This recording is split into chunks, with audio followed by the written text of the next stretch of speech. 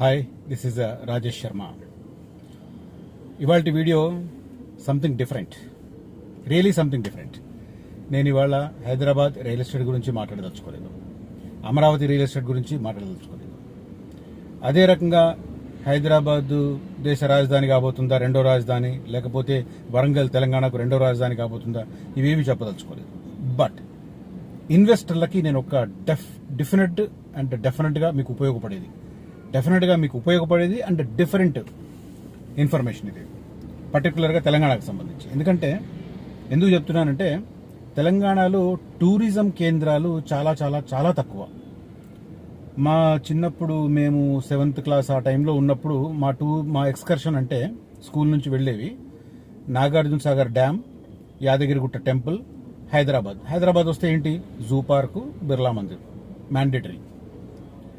So ఇట్లా ఉండేది. అంటే హైదరాబాద్లో నిజంగానే టూరిజం చాలా చాలా తక్కువ. బట్ ఎప్పుడైతే స్వరాష్ట్రంగా ఏర్పడిందో, తెలంగాణ ప్రత్యేక రాష్ట్రంగా ఏర్పాటైందో, కొంత గవర్నమెంట్స్ ఈ టూరిజం కేంద్రాలను డెవలప్ చేయడానికి అని చెప్పి కొంత ప్రతిపాదించడం, దానివల్ల కొన్ని ఏరియాస్ కొంత అట్రాక్టివ్ ఏరియాస్ డెవలప్ అవుతున్నాయి. అవి కొద్దిగా బాగా అనిపిస్తుంది. ఇప్పుడు లేటెస్ట్ ఇది ఎందుకు చెప్పాల్సి వస్తుందంటే, నిన్నటికి నిన్న మనకు వరంగల్లో, ఉమ్మడి వరంగల్ జిల్లాలో లక్నవరం, ఇప్పుడు ములుగులో ఉందనుకుంటా, లక్నవరంలో 3వ ఐలాండ్ని కూడా నిన్న లాంచ్ చేశారు. తెలుసు, లక్నవరం వెళ్ళిన వాళ్ళకి చాలా మందికి తెలుసు. తర్వాత చాలా సినిమాల్లో కూడా మనం అది చూసాం. అది ఎంత సుందర ప్రదేశం.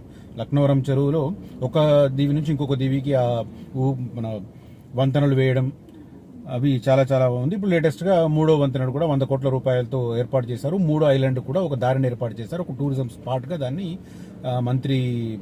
ఇద్దరు మంత్రులు కృష్ణారావు అండ్ సీతక్క ఇద్దరు నిన్న లాంచ్ చేశారు. సో ఈ నేపథ్యంలో హైదరాబాద్తో పాటు తెలంగాణలో టూరిజం కేంద్రాలుగా కొన్ని ప్లేసెస్ కనిపిస్తున్నాయి. వాటిలో ఆ సరౌండింగ్ ఏరియాలలో గవర్నమెంట్ కొంత టూరిజం డిపార్ట్మెంట్తో కావచ్చు, అదే రకంగా యాక్షన్ వేయడం ద్వారా కొన్ని కాటేజెస్, కొన్ని అట్లాంటివి ప్రైవేట్ వాళ్ళతో నిర్వహిస్తున్నారు. కానీ గవర్నమెంట్ నిర్వహిస్తుందన్నట్టే గవర్నమెంట్ ప్రైవేట్ వాళ్ళతో నిర్వహించడం వల్ల అబ్నార్మల్ రేటు గతంలో ఉండేవి కదా, గవర్నమెంట్ రిసార్ట్స్, టూరిజం రిసార్ట్స్, అవి అసలు ఏం రేట్లు అవి, అసలు వర్షం కాదు, ఒక్కోసారి అవసరమా అంత అనిపిస్తుంది. ఇప్పుడు ఇక్కడ అనంతగిరి దగ్గరికి వెళితే కూడా ఏం రేట్లు ఉండగలరా సామాన్యులు? ఇప్పుడు తెలంగాణలో మీరు టూరిజం డిపార్ట్మెంట్ని ప్రోత్సహించాలన్న ఆలోచన మీకున్నప్పుడు మధ్యతరగతి ప్రజలకు అందుబాటులో ఉంచాలి. ఇప్పుడు ఎందుకంటే ఎగువ మధ్యతరగతి వారు, సంపన్నులు లోకల్ టూరిజంకి ఏమైనా ప్రయారిటీ ఇస్తున్నారా? వాళ్ళు కొడితే ఫ్లైట్ ఎక్కడం, ఫారిన్ దేశాలకు వెళ్ళిపోవడం, అది పెద్ద ఖర్చు కాదు. ప్యాకేజీలు తీసుకుంటున్నారు. ఈవెన్ దుబాయ్ లాంటివి కూడా మనకు 40-50 వేలకు ప్యాకేజ్ దొరుకుతుంది. ఇటు బ్యాంకాక్ కావచ్చు, అటు శ్రీలంక కావచ్చు, మాల్దీవ్స్ కావచ్చు, మారిషస్ కావచ్చు, ఇటు నేపాల్ కావచ్చు, భూటాన్ కావచ్చు, నియర్ బై దేశాలు ఏవైతే ఉన్నాయో, అంటే ఒక 3 నుంచి 4 గంటల్లో రీచ్ అయ్యే ప్లేసెస్ ఏవైతే ఉన్నాయో ఆ ప్లేసెస్కు అప్పర్ మిడిల్ క్లాస్ వెళ్ళిపోతుంది, చాలా ఈజీగా వెళ్ళిపోతుంది. సంపన్నులు అయితే వాళ్ళకి లెక్కలేదు. యూరోప్లు, అమెరికాలు, కెనడాలు ఎన్నున్నాయి, ఆస్ట్రేలియాలు చాలా ఉన్నాయి. సో అవన్నీ కంటిన్యూ అవుతున్న మనకు కనిపిస్తున్నాయి. ఇక లోకల్ టూరిజం ఎవరు వెళ్తారు అంటే middle class, lower middle class. వాళ్ళ కోరిక ఉంటుంది, పిల్లలు ఎక్కడికన్నా తీసుకెళ్లాలని చెప్పి అడుగుతుంటారు. కాబట్టి నియర్ బై వెళ్ళాలి, విత్ ఇన్ ద స్టేట్ వెళ్ళాలంటే మరి ధరలు అందుబాటులో ఉండాలి కదా పాపం వాళ్ళకి కూడా. ట్రావెలింగ్ ఎట్లాగో ఎక్స్పెన్సివ్ అయింది because of thanks to local government. Central government petrol diesel మీద తగ్గించండి, 10 రూపాయలు తగ్గించే ఛాన్స్ ఉంది, తగ్గించండి అన్నా కూడా పట్టించుకొని ప్రభుత్వాలు. సెంట్రల్ గవర్నమెంట్ కొన్ని రాష్ట్రాల్లో చేసింది, వాళ్ళు అధికారంలో ఉన్న చోట.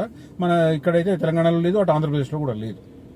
అంటే ట్రాన్స్పోర్ట్ ఛార్జీలు అట్లాగే బాగుతున్నారు. బాధినప్పుడు కనీసం టూరిస్ట్ డెస్టినేషన్లోనైనా ఒక రీజనబుల్ ప్రైసింగ్ పెట్టవచ్చు కదా. లక్నవరం కావచ్చు, అటు బోగత జలపాతం కావచ్చు, నాగార్జున సాగర్ దగ్గర కావచ్చు, నాగార్జున సాగర్ ఇటువైపు అటువైపు రెండు పక్కల, అటుపక్క ఆంధ్రప్రదేశ్, ఇటు పక్క తెలంగాణ, ఇటు శ్రీశైలం దగ్గర కూడా కావచ్చు. అదే రకంగా కొత్తగా కొన్ని ప్రాంతాలు, శ్రీశైలం బ్యాక్ వాటర్ వెళ్ళిన ప్లేసెస్ ఏవైతే ఉన్నాయో, వైజాగ్ కాలనీ అవి ఉన్నాయి, చాలా బ్యూటిఫుల్. వైజాగ్ కాలనీ ఇమేజెస్ చూస్తే వండర్ అనిపిస్తుంది. తెలంగాణలో ఉందా ఇది అనిపిస్తుంది. మాల్దీవ్స్ లో ఉన్న నీటి మీద తెలయాడే రిసార్ట్స్ ఉంటాయి కదా, అట్లా అంత అద్భుతంగా ఉన్నాయి. సో ఆ బ్యాక్ వాటర్ ఏరియా కూడా శ్రీశైలం బ్యాక్ వాటర్. అంటే శ్రీశైలం బ్యాక్ వాటర్ అంటే చాలా మంది ఏమనుకుంటారంటే డ్యామ్ దగ్గర ఉండేవే బ్యాక్ వాటర్ అనుకుంటారు.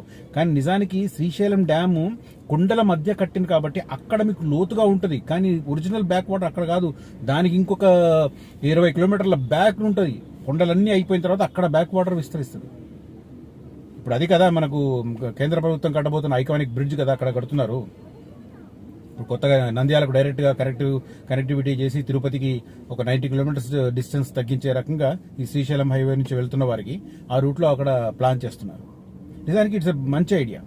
దాన్ని కూడా టూరిజం స్పాట్ ఎట్లా చేస్తున్నారంటే ఒక లేయర్ అంతా, అంటే బ్రిడ్జ్ డబుల్ బ్రిడ్జ్ ఉంటుంది, ఒక లేయర్ కంప్లీట్ గా గ్లాస్ ఉంటుంది. ఒక చైనాలో ఒక పర్వత ప్రాంతంలో ఉంటుంది, మనం కొన్ని సినిమాల్లో కూడా చూస్తాం. అది మొత్తం గ్లాస్ ఉంటుంది కంప్లీట్ గా. కింద మనం కృష్ణానది అందాలను, పక్కన ఉన్న నల్లమల అడవుల అందాలను క్లియర్ కట్ గా చూసే రకంగా ఉంటుంది సోమశిల ప్రాంతంలో స్టార్ట్ అయ్యి నంద్యాల వైపు, కర్నూలు వైపు కరెక్ట్ అవుతుంది. 3 కిలోమీటర్లు. ఇట్స్ ఐకానిక్ బ్రిడ్జ్, తీగల వంతెన. సెంట్రల్ గవర్నమెంట్ ఆల్రెడీ శాంక్షన్ చేసింది 765 నేషనల్ హైవే పైన. సో ఫస్ట్ లేయర్ అంతా గ్లాస్ మీద ఉంటుంది, ఎంత బ్యూటిఫుల్ ఉంటుంది. సో అలాంటిది అక్కడ రాబోతుంది సోమశిల ప్రాంతంలో. వైజాగ్ కాలనీ ఆల్రెడీ ఉంది. తర్వాత ఆదిలాబాద్ వైపు వెళితే పొచ్చార, కొంతల జలపాతాలు ఉన్నాయి. ఇవన్నీ సీజనల్ గా వస్తాయి. నిజానికి మనకు వర్షాలు స్టార్ట్ అయిన తర్వాత మనకు ఒక డిసెంబర్, జనవరి దాకా మంచి బ్యూటిఫుల్ గా ఉంటుంది. తర్వాత కొంత ఇక మనకు తెలుసు కదా, ఆకురాలే కాలం మొదలైన తర్వాత పూర్తిగా మళ్ళీ ఎండాకాలం దిశగా వెళ్ళిపోతుంది కాబట్టి కొంత ఆ బ్యూటీని కోల్పోతుంది. కానీ రెగ్యులర్ గా అక్కడికి వచ్చే రకంగా ప్లాన్ చేసుకుంటే బ్యూటిఫుల్ ఉంటుంది. ఇప్పుడు గోవా అంటాం. గోవాకు ఏ సీజన్లో వెళ్తే బెటరు? అక్టోబర్ తర్వాత నుంచి వెళ్ళాలి. అక్టోబర్ తర్వాత నుంచి ఆల్మోస్ట్ మనకు మార్చ్ దాకా ఉంటుంది. ఈవెన్ ఫారిన్ టూరిస్టులు అదే టైంకి వస్తారు. అట్మాస్ఫియర్ కూడా, వాతావరణం కూడా చాలా అనుకూలంగా ఉంటుంది, కండ్యూసివ్ అట్మాస్ఫియర్ ఉంటుంది. సో అది ఇలా. కానీ మిగతా టైం పోయినాను. ఇప్పుడు నేను ఫస్ట్ టైం గోవా వెళ్ళినప్పుడు, సరే అఫ్ కోర్స్ ఫస్ట్ టైం పోయింది, వెరీ చేదు అనుభవం, లీవ్ ఇట్ అది. ఆ తర్వాత ఇంటెన్షనల్ గా నేను సింగిల్ గా పోయాను. అంటే ఒక ప్లాంట్ యాంగిల్లో స్టడీ చేయడానికి అని చెప్పి వెళ్ళాను. ఆ టైంలో నేను జూన్లో వెళ్ళా. నేను వెళ్ళే టైంకే నైరుతి ఋతుపవనాలు స్టార్ట్ అయినాయి, మాన్సూన్ సీజన్. అదొక డిఫరెంట్ ఎక్స్పీరియన్స్ నాకు. 3 రోజులు ఉంటే 3 రోజులు బయటకు రావడానికి చాలా చాలా ఇబ్బంది పడ్డాను. హోటల్లోనే ఉండాల్సి వచ్చింది. లక్కీగా నేను ఏంటంటే సముద్రం ఆనుకున్న రిసార్ట్లో తీసుకున్నాను. It was great experience. Though it was raining heavily, but నా వర్క్ కంప్లీట్ చేసుకొని వచ్చాను. సో అట్లా అన్ సీజన్ లో పోతే ఎవరు ఆస్వాదించలేరు. లైక్ తెలంగాణలో కూడా ఇప్పుడు ఎన్ని ఉన్నాయి జలపాతాలు? కుంటల, బోగత, పొచ్చర, ఈ 3 జలపాతాల దగ్గర కూడా సీజనల్లో బాగుంటాయి. అట్లాంటప్పుడు ఆ సీజన్ మొత్తం, అంటే జూన్ లో వర్షాలు స్టార్ట్ అయితే డిసెంబర్, జనవరి దాకా ఈ 6 నెలల కాలంలో, కనీసం 5 నెలల కాలంలో ప్రజలు వచ్చినప్పుడు వారికి అనుకూలమైన ఏర్పాట్లు చేయాలి. అఫ్ కోర్స్ ప్రవాహం ఎక్కువ ఉన్నప్పుడు కొన్ని రిస్ట్రిక్షన్స్ పెడతారు, నో డౌట్. బట్ ప్రవాహం లేని టైంలో రిస్ట్రిక్షన్స్ పెట్టడం ఉపయోగం లేదు కదా. కనీసం టూరిస్టులు వస్తారు అప్పుడు. కోర్స్ మళ్ళీ నేను ఇక్కడ సెక్యూరిటీ మెజర్మెంట్స్ తీసుకోవద్దాను, సేమ్ టైం వెళ్ళిన టూరిస్టులు కూడా ఓవర్ యాక్షన్ చేయాలని కూడా కోరుకోను, ప్రాణాల మీద తెచ్చుకున్నట్టే. ఎందుకంటే అంత డేంజర్ ఉంటుంది. కుంటల వాటర్ ఫాల్ నేను ఎప్పుడు ఫస్ట్ టైం చూసింది 30-35 ఇయర్స్ బ్యాక్ కావచ్చు. చాలా డేంజరస్. అక్కడికి వెళ్ళేదాకా ఉత్సాహం ఉంటుంది, బట్ చూసిన తర్వాత ఉమ్మో అనిపిస్తుంది. తర్వాత నాగర్ సాగర్ దగ్గర కూడా ఎత్తిపోతలు ఉంది. అఫ్కోర్స్ ఎత్తిపోతలు అటువైపు ఆంధ్రప్రదేశ్ వైపు వస్తుంది అనుకోండి. సో ఇట్లా టూరిజం స్పాట్స్ ఉన్న దగ్గర గవర్నమెంట్ వాటికి సంబంధించి కొన్ని ఏర్పాట్లు చేసుకోవచ్చు, బ్యూటిఫుల్ ఏర్పాట్లు చేయొచ్చు. కానీ దాన్ని గవర్నమెంట్ ఏం చేస్తుంది? గవర్నమెంట్ మేనేజ్ చేస్తే సరిగ్గా ఉండదు కాబట్టి ప్రైవేట్ మెయింటెనెన్స్ ఇస్తారు. ప్రైవేట్ మెయింటెనెన్స్ అబ్నార్మల్ ప్రైస్ పెడతారు. సో లోయర్ మిడిల్ క్లాస్కి అందరు విత్ ఇన్ ద స్టేట్ తిరిగేది ఎవరు? లోయర్ మిడిల్ క్లాసే కదా. కొద్దిగా డబ్బులు ఉన్నాయంటే ఫ్లైట్ ఎక్కి అయితే నేషనల్ టూరిజం, లేదంటే ఇంటర్నేషనల్ టూరిజం. కాబట్టి ఆ ప్రైసింగ్ అనేది వాళ్ళ లోకల్కి అందుబాటులో ఉండాలి. సరే అది పక్కన పెడితే ఇప్పుడు నేను చెప్పేది ఏంటంటే, ఇన్వెస్ట్మెంట్ చేసే వాళ్ళందరూ హైదరాబాద్లో ఒక మంచి ప్రాంతం చూసుకొని ఏదైనా ప్రాజెక్ట్ వస్తుంది ఇన్వెస్ట్ చేయాలనుకుంటారు. బట్ టూరిజం ఇన్వెస్ట్మెంట్ కూడా చాలా చాలా ఇంపార్టెంట్. చాలా మందికి తెలుసో లేదో, గోవాలో ఈ రిసార్ట్స్ వాటిల్లో మన పెట్టుబడులు ఎక్కువ. మల్టిపుల్ పర్సన్స్ అక్కడ ఇన్వెస్ట్ చేస్తారు. ఈవెన్ దుబాయ్లో కూడా హోటల్ సూట్స్ ని ఇన్వెస్ట్ చేస్తారు. రీసెంట్ గా నేను ఒక దానికి అటెండ్ అయ్యాను. మన ఇక్కడ కేసీపీ సిమెంట్స్ అక్కడ ఉన్న హోటల్ ఏదో పేరు నా మర్చిపోయాను. ఇంతకుముందు కేసీపీ సిమెంట్స్ ఆఫీస్ ఉండేది అక్కడ సోమాజిగూడలో. అక్కడ ఏదో హోటల్ అయింది. ఆ హోటల్కి వెళ్ళాను. ఎవరో నాకు దుబాయ్ నుంచి ఇన్విటేషన్ పంపిస్తే ఒక 2 ఫ్రెండ్స్ని తీసుకొని వెళ్ళాను. 2 days అటెండ్ అయ్యాను నేను. ఒక ఫ్రెండ్తో ఒక రోజు, ఇంకో ఫ్రెండ్తో ఒక రోజు. వాళ్ళు సింపుల్ 3 కోట్ల నుంచి ఇన్వెస్ట్మెంట్ స్టార్ట్. దుబాయ్లో పేరు ఉన్న హోటల్స్ 5 స్టార్ 7 స్టార్ హోటల్స్ లో ఒక సూట్ కంప్లీట్ గా ఆ ఇన్వెస్ట్ చేసిన పర్సన్ కి ఇస్తారు. దాని మీద వచ్చిన రెవెన్యూలో ఆ హోటల్ షేరింగ్ ఉంటుంది. ఎందుకంటే మెయింటెనెన్స్ వాళ్ళది కాబట్టి వాళ్ళ షేర్ ఉంటుంది. ప్రాఫిట్ లో ఈ ఇన్వెస్టర్ కి షేర్ చేస్తారు. దట్టు అది మన ఐటీ ప్రకారం దానికి ఎగ్జంప్షన్ ఉంటుంది ఇన్వెస్ట్మెంట్ కి. సో ఇన్ని ఫెసిలిటీస్ ఉంటాయి. దుబాయ్లో ఇన్వెస్ట్మెంట్ 3 కోట్ల నుంచి స్టార్ట్ అవుతుంది. చాలా మందికి తెలియదు. అదే గోవా దగ్గరకు వస్తే కూడా అంతే, 30-40 లక్షల దగ్గర నుంచి ఇన్వెస్ట్మెంట్ స్టార్ట్ అవుతుంది. Single suit apartments, single bedroom apartments, తర్వాత ఫ్లాట్లు ఇవి తీసుకొని వాటి మెయింటెనెన్స్ వాళ్ళు చేసుకుంటారు, మనకు రెగ్యులర్గా ఇన్కమ్ వస్తుంది. ఇలాంటివి కూడా చాలా. సో ఆ సిమిలారిటీ తెలంగాణలో ఉన్న ఈ ఏదైతే ప్రాంతాలు ఉన్నాయో, శ్రీశైలం బ్యాక్ వాటర్స్ దగ్గర ఉన్న సోమశిల కావచ్చు, వైజాగ్ కాలనీ కావచ్చు, ఇప్పుడు నేను చెప్పిన 4-5 జలపాతాల దగ్గర కావచ్చు, లక్నవరం కావచ్చు, టెంపుల్ టూరిజం ఉన్న ప్లేసులు కావచ్చు, అటు భద్రాచలం, ఇటు తర్వాత మన యాదగిరిగుట్ట ఇట్లాంటి ప్లేస్లో కావచ్చు, కొన్ని బ్యూటిఫుల్ డెవలప్ చేసి అందుబాటులో ధరలు ఉండేట్టుగా చేసి జనాలు ఎక్కువగా అట్రాక్ట్గా చేసేటైతే చాలా బాగుంటుంది. సేమ్ టైం ఇన్వెస్టర్లు కూడా ఆ ప్రాంతాల్లో కొంత ఇన్వెస్ట్ చేయడం ద్వారా కొంత కమర్షియల్ పాయింట్ ఆఫ్ వ్యూలో ఆలోచించి లోకల్ మెయింటెనెన్స్ ఎవరికన్నా ఇస్తే చాలా బాగుంటుంది. సిమిలర్లీ శ్రీశైలం రోడ్డు మీద మైసిగండి ఉంది. Maisigandi temple Sunday and Tuesday and Friday విపరీతమైన భక్తుల రద్దీ ఉంటుంది. దాన్ని ఆనుకొని ఉన్న వెంచర్లు, ఇప్పుడు నా దగ్గర ఒక వెంచర్ ఉంది, మగధ అని వెంచర్ ఉంది, బ్యూటిఫుల్ వెంచర్. దాంట్లో ఒక పెద్ద సైజ్ తీసుకొని ఒక ఫామ్ హౌస్ లాంటిది కట్టి ఎవ్రీ వీక్ రెంట్లకు ఇస్తే వారానికి 3 రోజులు, నెలకు 9 రోజులు, సరే ఫ్రైడే 4 ఫ్రైడేస్ కొద్దిగా తక్కువ ఉండొచ్చు, బట్ 4 ట్యూస్డేలు 4 సండేలు 8 రోజులు మంచి రెవెన్యూ ఉంటుంది. మెయింటెనెన్స్ లోకల్ వాళ్ళకి ఇచ్చేసి పెట్టేసుకుని ఒక మేనేజర్ లాంటి వాళ్ళు పెట్టుకుంటే, మేనేజర్ కూడా ఎక్స్క్లూజివ్ అక్కర్లేదు, కామన్ మేనేజర్ చాలు, చాలా మంది ఇచ్చేస్తున్నారు. మంచి రెవెన్యూ అది. ఒక 500 ప్లాట్ తీసుకొని అందుబాటులో ఉన్నప్పుడు దాన్ని ఒక రిసార్ట్ లాగా మారిస్తే అది టెంపుల్ టూరిజం కింద రెవెన్యూ వస్తుంది. అట్లాగే ఆల్ టెంపుల్స్ దగ్గర ప్లాన్ చేయొచ్చు. అందరూ హైదరాబాద్ అనుకుంటారు, హైదరాబాద్ అబ్నార్మల్ ప్రైసింగ్, ఆ ప్లేస్లో చాలా తక్కువ దొరుకుతాయి. ఆ ప్లేస్లో మీ ఇన్వెస్ట్మెంట్ చేసుకొని దాన్ని కమర్షియల్ యాక్టివిటీగా మర్చుకుంటే, ఇప్పుడు ప్రపంచం చాలా చిన్నదైపోయింది. ఇంతకుముందు అంటే ఈవెన్ మా దగ్గర నుంచి కూడా హైదరాబాదా అని అనుకునేవాళ్ళు 100 కిలోమీటర్లు ఉన్నా కూడా. ఇవాళ అట్లా కాదు కదా, ఎందుకంటే ఆ రోజుల్లో బస్ ఎక్కితే అట్లా అయ్యేది కూడా. నేను ఇంతకుముందు నా ఒక వీడియోలో చెప్పాను, పొద్దున 5:30కు మేడ్చల్ బస్సు ఎక్కితే మేము MGBS దిగేసరికి 10:30-11 అయ్యేది.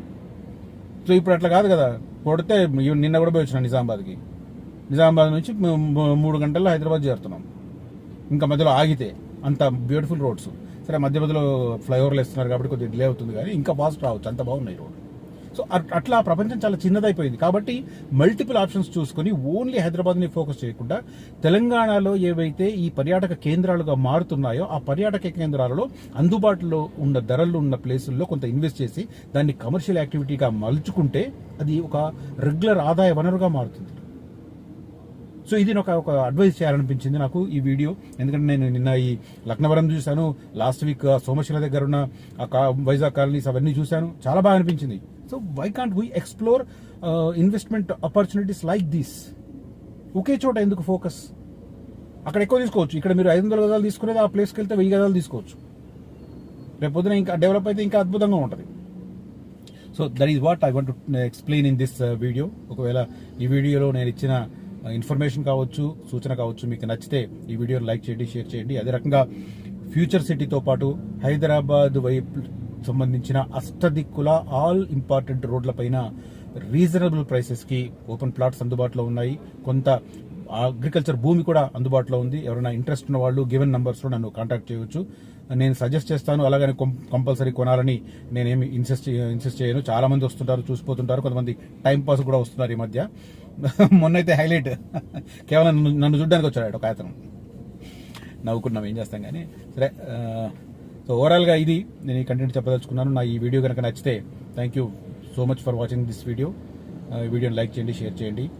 Signing off Rajesh Sharma.